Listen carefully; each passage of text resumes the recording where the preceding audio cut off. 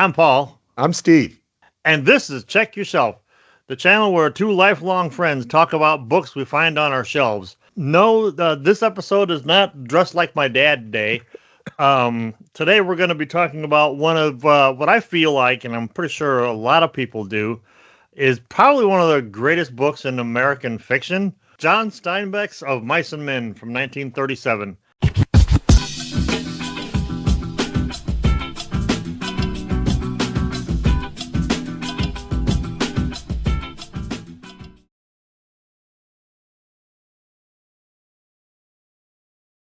Most of us our age read it in high school, and it's one of those books that has followed me for all of my days since then. A book written when around the time our dads were born. Yeah, pretty much. And I passed a test. I got an A on a test on this book in high school. How'd you do that? I didn't read it. I found someone else who read it, who happened to be my bestie. And my bestie had my back. You're just lucky that I had just read it for school and had read it about 5 times since I had to read it for school. But no, I'm sitting there at home, eating my supper or whatever, and I get a phone call, and he's like, "I need to do a book report, but I don't have time to read a book. Do you know anything?" I'm like, "I'll be right down," because we live like 2 doors apart. And then you ran full speed, sprinted across 3 yards. Yeah, ran through the Schmidt's yard, ducking between trees and landmines. I don't have it anymore, but which is one more tragedy in my life, because I had my little white copy. If you went to school when we did, we all read the little white copy of it, all like 118 or 19 pages of it. Ran it down to his house, told him the story, and turns out I must have done a good job. So I rarely got A's on book reports. I don't know how this worked out. We could have gone, either way on any of these. You could be like, "Hey, I read this book. Could you write the book report for it? I'll just tell you about it." And then you turn that in. I mean, good book. Check your shelf, and if it's not on there, get it on there. Even if your shelf happens to be Kindle, which is my case, or YouTube, But don't do what I did. Because I bought this dubious El Cheapo copy on Amazon. It doesn't have the name. There's no publisher name. This is totally print on demand. There's no forward. Instead of George and Lenny, it's Gerald and Larry. Oh, just wait. Let me try to read the back of it for you. During the Great Depression, George and Laney. Two immigrant workers, etc., etc. Tell me again about the rabbits, trouble when George. I read the back of this book. Okay, Lingy, I'll tell you about the rabbits again. There's no page number. It's one of those things that like amateur writers do, where they double space, but they don't indent, and they put spaces between the paragraphs. It's a hot mess. So, by the way, don't do this. Yeah, don't do that. Spoiler alerts, everybody. We're probably going to spoil this whole book for you if you haven't read it. So hit pause, go read the book, come back, hit play. Yeah, and as Steve pointed out, there's plenty of audio books of it. So you can, just like last week with Hitchhiker's Guide, 4.5 hour flight, and you'd have the book down. And I found one that was really good. And the guy could do the accents just right and everything. But when I tell you, before we get into it though, when I tell you that if you have anxiety or depression, maybe don't listen to it all the way through it in one sitting. You may see a lot of yourself in this book. Yes. Shall we run through the plot before we get into the broader themes? Yeah, I'll let you do the plot. I don't want to read off the back of this book, because God knows they don't deserve the George and Lanky George. Well, it's a Laney. I stuttered though. It's Laney, which is funny because that's Amy's daughter's name, so it's just hilarious to me. Okay, so these two dudes are just walking through the rural California farmland, looking for work during the Depression, Yep. just As as many people did. the pirate version of the book says. During Yes. the Depression, they're looking for work, and they have these big dreams, right? One of the two guys is this giant, sort of mentally slow person. Mm-hmm. Who know? I'm sure people have diagnosed him. I'm sure that's been a topic of what his mental disability is. But anyway, so one of the dudes promised this guy's aunt he would take care of him, and so they're walking around together looking for work. They find work, and there's a running theme of we're going to, and this will become important in the broader theme of the book Mm-hmm. and its context and who John Steinbeck might have been and what he was trying to do. Mm-hmm. But anyway, they're going to get a piece of land of their own, and they're going to raise chickens and maybe have a cow or a goat so they can have milk, and very importantly, rabbits. That's right. That's right. They're going to raise rabbits. And when a circus or a ball game comes to town, if they take a notion to go, yeah, they're just going to go. They don't have to ask anybody. They don't have to ask anybody. They'll just, throw some feed to the chickens, throw some grass to the rabbits, and milk the cow and go. And they'll only have to work maybe 6 or 7 hours a day, and only 6 or 7 hours a day. That's right. That's right. So they get a job at this place, and the dynamic is interesting between all the workers because there's other workers already there. And then there is the farm owner's son enters, and he's kind of a dandy a little bit, right? He's got that, what we call the Napoleon complex. Yeah, that's a good word for it. I love how back in 1936, that was still a thing, apparently. That, just like 60 years after actual, or 120 years after actual Napoleon. So he has this wife who is really young, really beautiful, and knows it. Yep. and sort of all of the workers, are attracted to her, and she plays into that. You could tell she doesn't really want to be there, married to this farmer's son, living on this farm in the middle of nowhere. She had bigger aspirations for her life. So, she channels a lot of that energy into flirting with the farmhands, and the farmhands know that that's dangerous because the owner's son, it's the wife of the owner's son. So then that tension gets set up, and we know, if you've never read the book or heard anything about the book, as soon as you hear that, you're like, all right, I know what the deal is with this book. Yeah. Somebody's going to get in trouble, right? This book is a master class in foreshadowing. Yeah. Oh, yeah. There is tons of foreshadowing. There's tons of, this scene is just like this later scene, just with different characters. And it builds that tension that way. Like, as soon as you know why it's Lenny and George. George is the guy that promised to take care of Lenny. Lenny's the one who's, I don't know, autistic, or I don't know. I don't know what he's definitely, he's mentally, disabled, we'll say. He's got challenges, right? Yeah. You find out early on they had to leave another situation they were in because Lenny, through no act of malice or anything, just accidentally hurt somebody, a woman. Turns out it was a woman.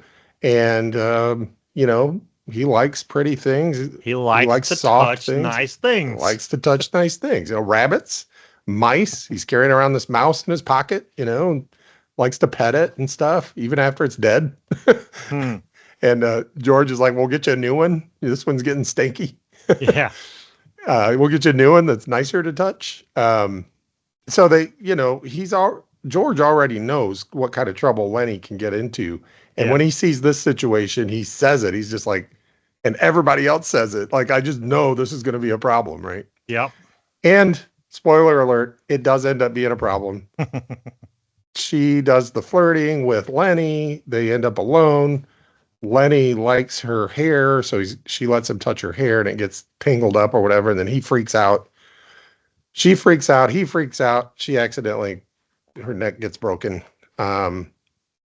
And I think everybody knows the ending because everybody, whatever you say of Mice and Men, they're like, I cried at the end. It's like, of course you cried. Everybody, yes. You're supposed to cry at the end because George recognizes there's no good way out of this. Mm-hmm. So there'll be no plot of land. There'll be no rabbits. There'll be no chickens. Mm-hmm. There'll be no go to the show or the circus whenever you want. Mm-hmm. And just like another character's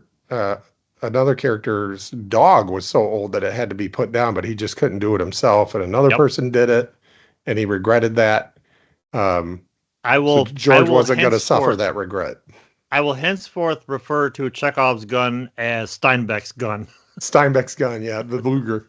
So we talked about George, Lenny. We talked about Lenny's name. I mean, come on, Steinbeck. Of course, it was 1937, so maybe there hadn't been as many on-the-nose metaphors, or little jokes.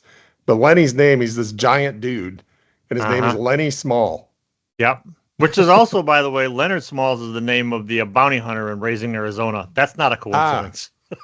Candy's the guy that lost his hand in an accident and worries about like whether he has a future. And he joins in.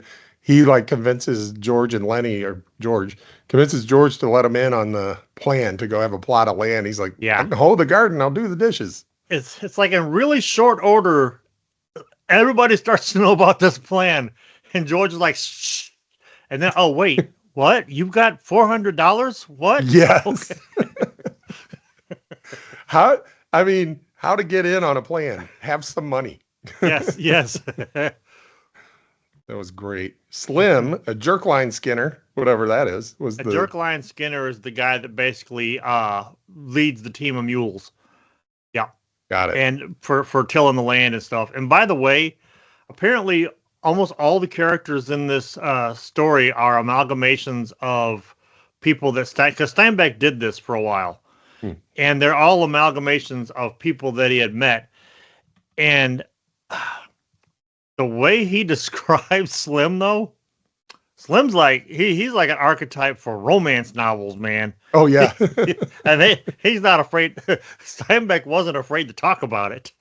No, and not so much for his looks or his romantic attributes, but I thought about like my life went a certain way because of how well I did in school, right?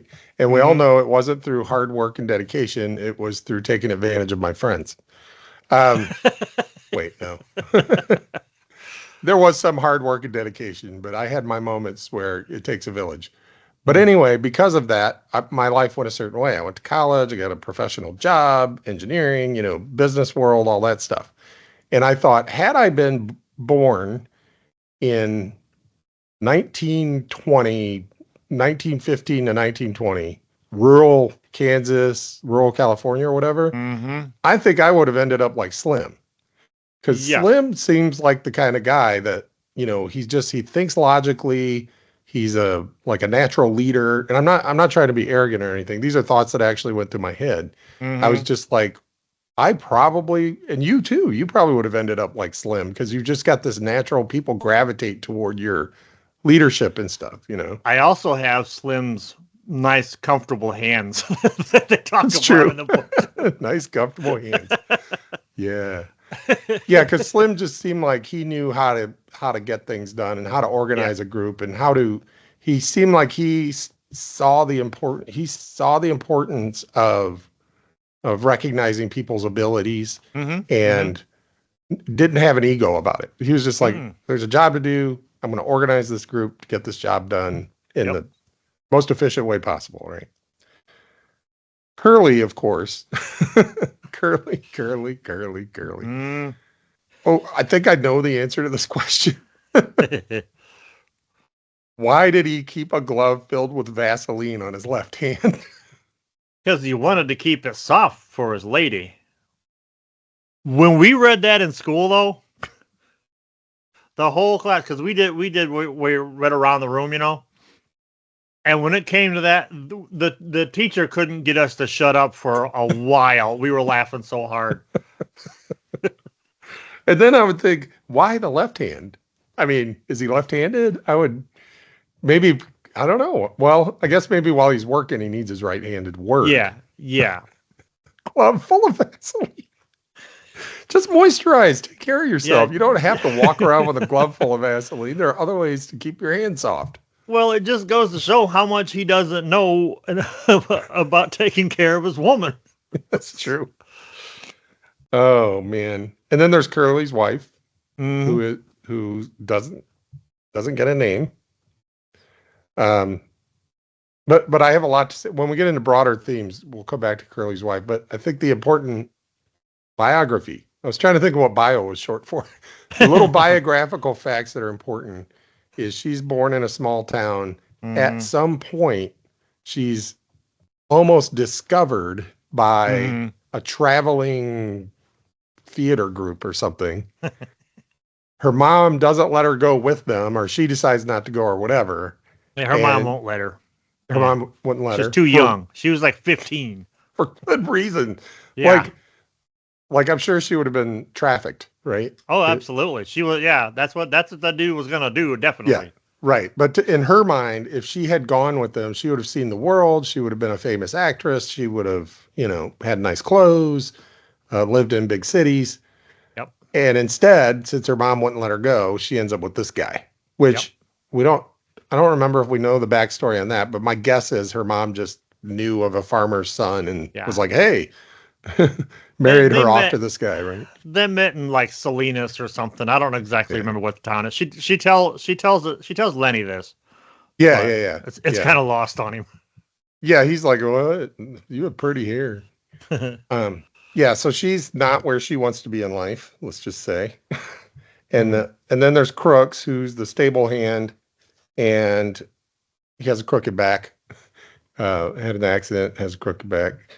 And he's important too, because I think he's almost like the Greek chorus at one point, and to me lays out everything this book had to say about society in general at one point. Yes. And then Candy's dog, the one that gets put down, Carlson, who's one of the ranch hands. He's the guy that kills Candy's dog. The boss, Curly's father, doesn't get very much. And then Whit, a young ranch hand. So those are the characters. So you want to get into themes? Well, yeah. First of all, okay. So my takeaway, the overall overreaching theme of this thing is in the title itself. It's basically like no matter how hard you try, depending on your situation, you're boned.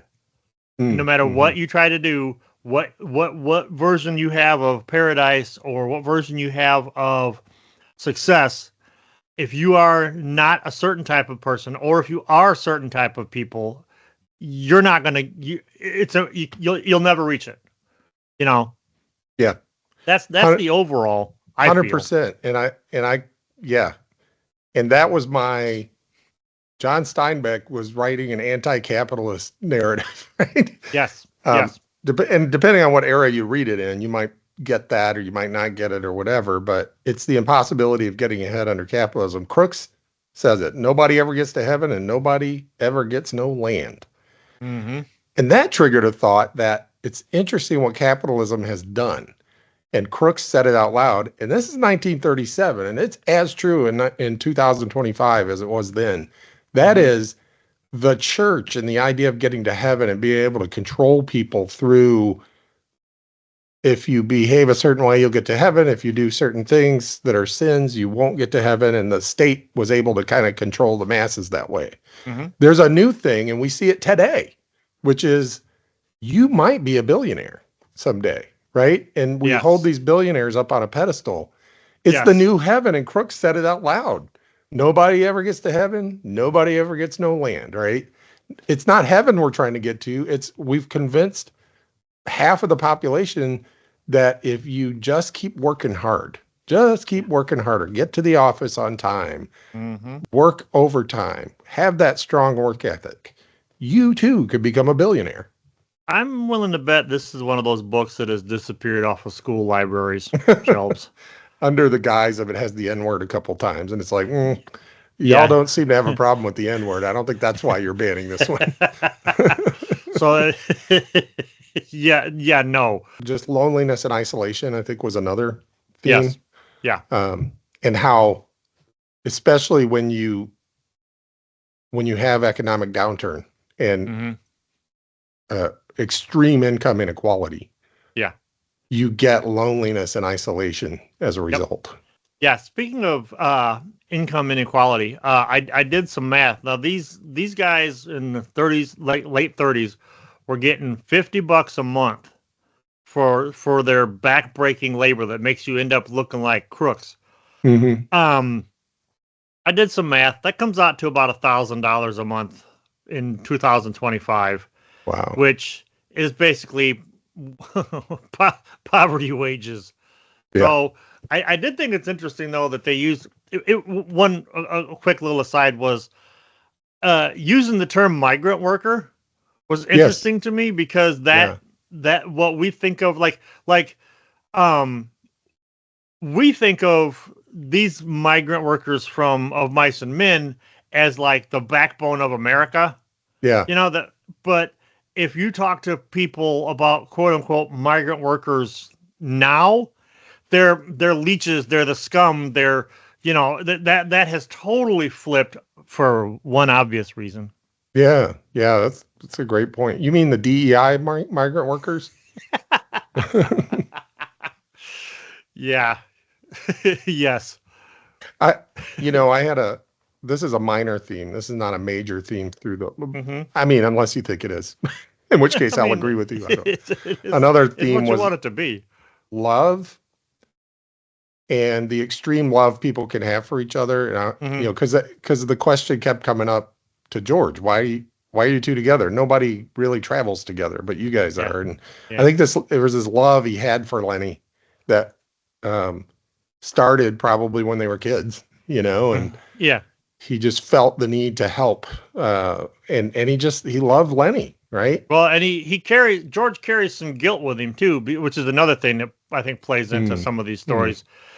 George carries guilt for it because he basically goaded Lenny into jumping into the water, and Lenny almost drowned. mm. And that's when he realized there's something wrong with Lenny, you Ah, know. right. Yeah. So I And think he's then, carrying that bit of guilt around. yeah. Yeah. And the guilt, I mean, sometimes love is not enough. Like, Mm-hmm. like it started making me feel like there are people who I love who I don't want any harm to come to, but you can't always be there. Yeah. Sometimes they're going to make decisions when you're not there. Mm-hmm. And I don't know, maybe like the guilt you mentioned about having him jump in the water. There's the guilt around not being able to be there always for Lenny. Mm-hmm. Sometimes Lenny's going to be by himself and he's going to do Lenny things. Mm-hmm. Okay. Now, I don't want to get all political, even though I think as we're reading Steinbeck, I don't want to get all political.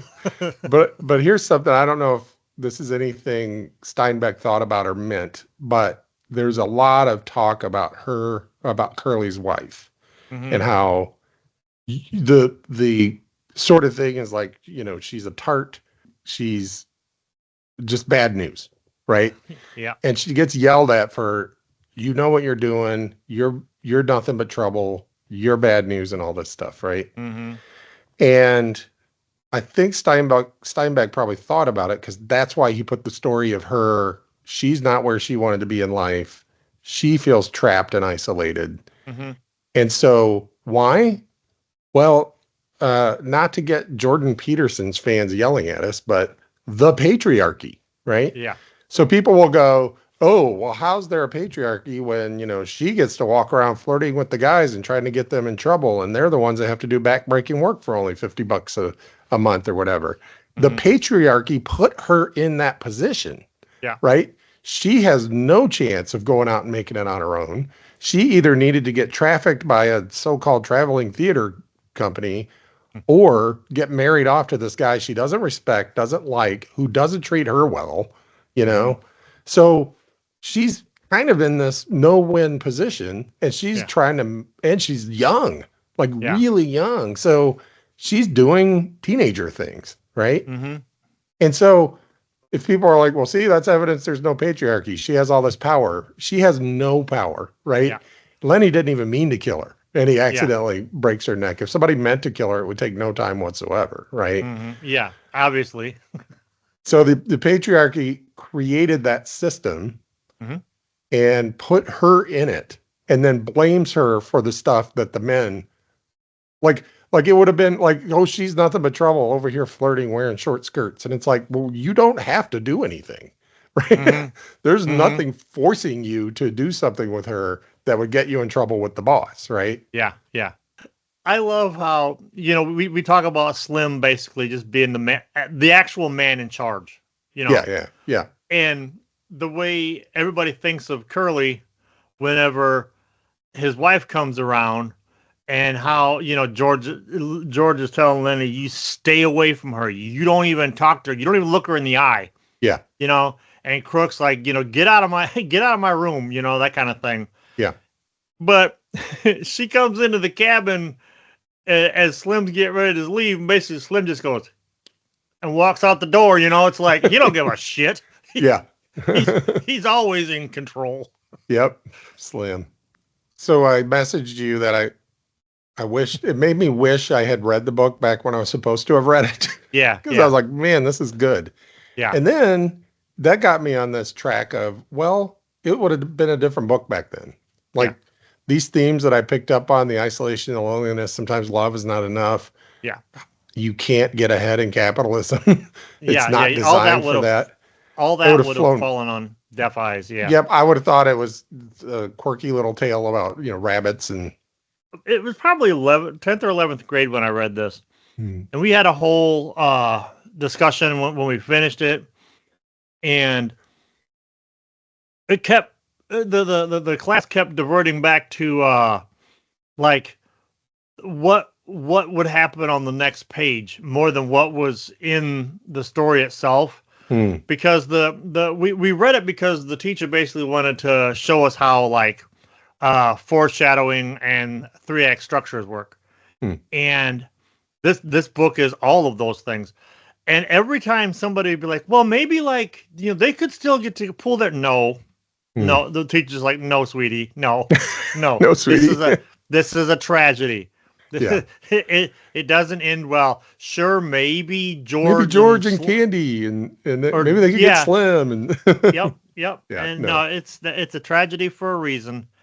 And so, but the themes that you discussed, the capitalist economic and all that, that was never discussed at all. So it would have been lost at that point. Interestingly, it's like one of those. It's like a Rorschach test. Like you see what you're ready to see, And so if I had read it back then, I would have gotten lots of great stuff from it. If I read it in my 30s, if I read it in my 40s. And I kept thinking it's one of these books that if you read every 10 years, you're reading, you've read it how many times? Dozen Oh times? God. I'm going to say a dozen. So you haven't read that book, the same book a dozen times. You've read the same words, but it was a dozen different books.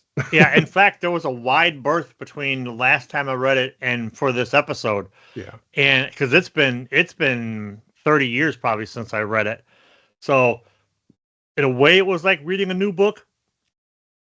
And I really got to like experience more of what was in the book versus what I remember there being in the book, Like, yes, we understand that. Like, I understood what a tragedy was because I read voluntarily in high school, but I just didn't know all the finer points of it.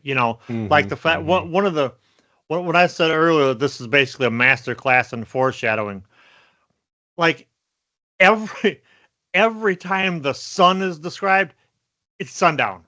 It's the end, man. This is the end. It's always sun. It's never the sun came up bright and shiny one morning. No, it was like, it was always the sun was going down.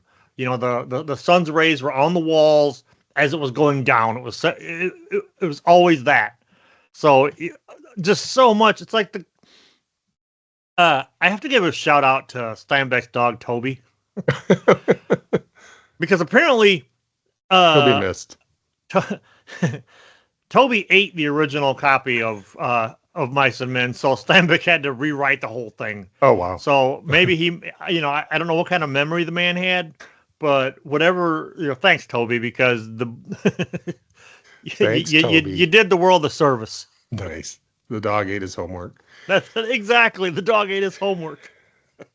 The fact that you could rewrite it today Mm-hmm. and use the exact same plot, a lot of the exact same dialogue, just set it in modern day, and it would still work, right? Yeah. Instead of going, because the themes are all still there. I guess that's what makes it a timeless. I mean, 1,000 years from now, they'll probably still be reading it and studying it, right? Yeah. Chaucer could have written this, right? A Chinese person 5,000 years ago in ancient China could have written this. Mm-hmm. Mm-hmm. And it's those kinds of books that tap into human truths and just common humanity. Yep. And the tragedy of it, the tragedy within the tragedy is it doesn't always have to be that way. There's nothing in our DNA that makes us treat other people like this. There's nothing in our DNA that says capitalism has to be how it is. Yeah. The love and the feelings of isolation and the wanting something better, those things are kind of like, those seem like, human traits, but even those things are like socialized into us. So that's the tragedy within the tragedy, is like, this is so common and it doesn't have to be this way. Mm-hmm. Speaking of the patriarchy, I have a quick story that when everybody's yelling at Curly's wife, like to leave Lenny alone, right? It reminded me of a time I was at a bar, and there was a guy who seemed pretty high functioning with autism. But clearly socially awkward, I say awkward, but well, you've been around people with autism, kind of how you can tell and you can see it, right? But totally nothing. I mean, the guy has agency and clearly can function in life, right? The reason I say all that is because the guy standing next to me didn't seem to think so. The fact that he behaved differently socially than 80% of people, to this guy meant he was somebody that needed to be saved from this girl that was flirting with him, right? And it was, she was dressed to flirt, right? And having a good time out at a bar, and was talking to this guy and clearly making a connection, maybe, I don't know. But this guy wanted to take her aside and tell her to cut it out. And I was like, what are you even talking about? And he's like, I've seen this kind of thing before. She's going to lead him on and he's going to fall for it. And then she's going to hurt him. And I'm like, you don't know that. You don't, he can make his own decisions. Right. Yeah. Clearly Lenny maybe couldn't because he didn't have autism necessarily. He had another mental challenge that maybe he couldn't make wise decisions, certainly had an anger problem, or not an anger problem, but a controlling himself during tense situations problem. Right. Yeah. All of his motivations are out of fear. Yeah. You got this man who, if he had all of his faculties, he would be unstoppable. Yeah. But because he's not all, he is who he is. His prime motivator is fear. Which makes him extremely dangerous. Yeah, being large like that, not able to control his actions when he gets extremely afraid. Yep. This is the kind of story that when I read it, this was like from this point on, anytime I would read a book or watch a movie or whatever, I would look for key moments, where the turn is in the plot, and what the danger is going to be early on, Yeah. And so again, this for like 119 or 18 or 19 pages, this book says a lot. Another thing I learned from the audio version that you sent me the link to on YouTube, the guy said this at the end, and I was like, oh, I can totally see that. It is the reason the dialogue is so crisp and so great, and the reason every scene is described really well and sort of matter of factly. Yeah. And the reason so many people have put on the play of Mice and Men Yeah. is Steinbeck was experimenting with kind of a new kind of fiction, a different kind of fiction. I forget, Yep. what did he call it? The play novel or the novelized?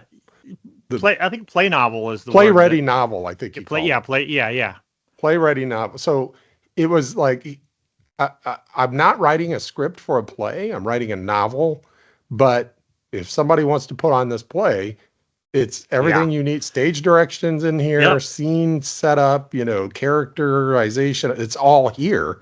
And in fact, I think it was less than a year after the novel came out, they were putting the play on different places, and it's been done a lot. And there's been numerous movies about it too. The thing I didn't notice that at first. It was later on as I was the times that I was reading it, because I noticed that like there's never a scene where like say Slim and George are walking somewhere talking. Yeah, good point. All the action, everything. The horseshoe match is off in the background. The angry crowds are off in the background. They literally walk. Scene is described. They walk onto the scene. They talk. And it's broken down into three. It's like what 3 acts of 2 chapters each. They're laid out perfectly and very scene based. Yeah, and it's oh God, it is so poetic. Yeah, just like when he describes when the guys all came around the corner and Curly's wife was laying there and something like, and then the gloom took over her, in the hay. Yes. I'm like, this. I don't know if Steinbeck wrote poetry. Most writers write poetry at one point in their lives, but he could have, because this whole book is poetry. He writes really well, and I think he was very successful. I think he wrote other stuff too. So yeah, he wrote a couple of books, I guess, that kind of made it pretty big for him. What a great writer. Mm-hmm. I give it out of 4 and 3 and 2 and 1. It's about a 4 or a 6. Can we continue going over 4? I mean, it's a 4. Dude, we'll make these rules up as we go along. That's right. It is definitely a 4, but it is one of my absolute favorite. Like, you could put this on my top 10 list of favorite novels of all time. I can't really give it a fair number. It's that good. So like, what was it with I gave Hitchhiker's Guide a 5 out of 4. Yeah. I'm gonna do the same with this, just because it's one of these books that has carried me through life on so many levels, man. I mean, in the early days of Check Your Shelf, we're kind of only picking books we really, really like. So yeah, 5, 4. Yeah. So. Yeah, like in the future, I wanna talk about like some stuff that we're currently reading, just for as opposed to always reading the same, talking about the same book. Yeah. That way it allows us to actually read stuff we want to read in case we haven't read the book. One of us has to go back and read it. Yeah. Like we'll never, although we could, I was gonna say we'll never talk about Starship Trooper, but I'll talk about the movie. I love the movie. I ain't reading that. Oh, that book is terrible. Come at me in the comments if you have a reason why you think that book is great. Okay, folks. Well, that's going to do it for this episode. I'm Paul. I'm Steve. And for John Steinbeck, Toby, my 11th grade English teacher, whose name escapes me right at the moment. Laney. Yeah, for Laney. The next time you're looking for something to read, check your shelf.